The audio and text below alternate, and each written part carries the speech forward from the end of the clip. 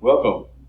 My name is Thomas Leffler, and we're back here with another video tutorial training for my students/clients of my mentorship and coaching program.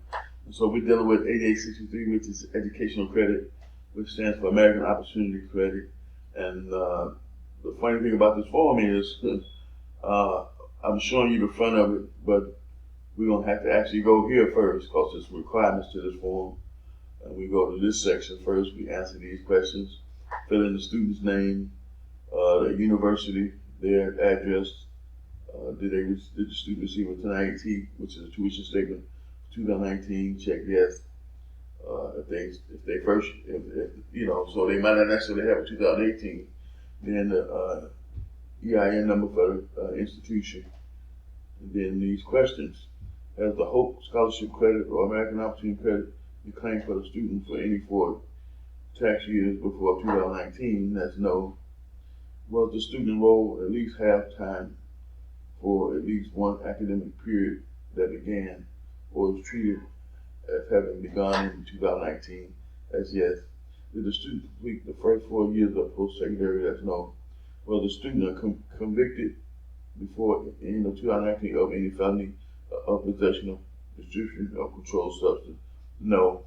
And even if you were, you say yes, and they have a form or something you fill out, but it won't stop you from being able to go to school or get any type of assistance. I know back when I was going there, I had to answer that question yes, and I still was able to get assistance. So unless they made some changes to that I'm not aware of, it shouldn't be an issue. And then we go down here to the American Opportunity Credit section. It says adjusted qualified education expense do not enter more than $4,000. So no matter what they paid, anything over $4,000, you're gonna just put $4,000 here. It says subtract $2,000 from line 27 if 0 or less into 0. So in other words, we just gonna basically subtract 2,000 from line 27, which is gonna make it 1,587, and 25% of that's 397. Then 30. If line 28 is 0, which is not, into the amount from line 27. Otherwise, add 2,000. So we're going to add the 2,000, and it's going to make this 2397.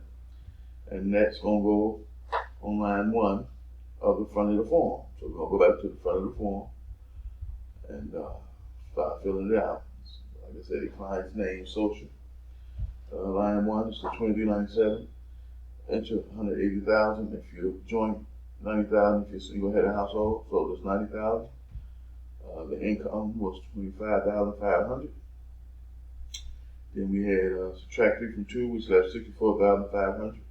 Enter 20,000 if married, 10,000 single-headed household. We put 10. It says equal or more than 5 into 1,000, so we put 1,000 here. It says multiply line 1 by 6, which is 2397.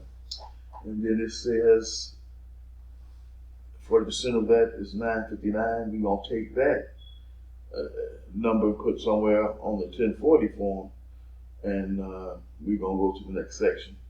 We're going to subtract 8 from 7, which is 1,438. We're going to skip 11 through 7, put 0 on 8, bring down this 2397, which is going to go on another part of the form, which is Schedule 3.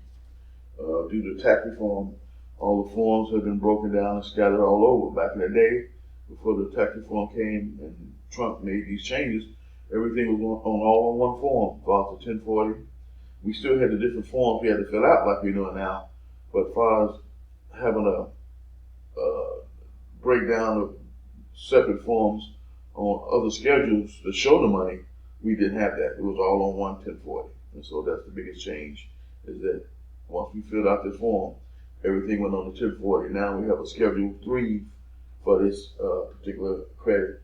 And we have Schedule 1 and 2 for other credits and deductions. So that's the major change with the tax reform that they made. And so that's how filling out this form works.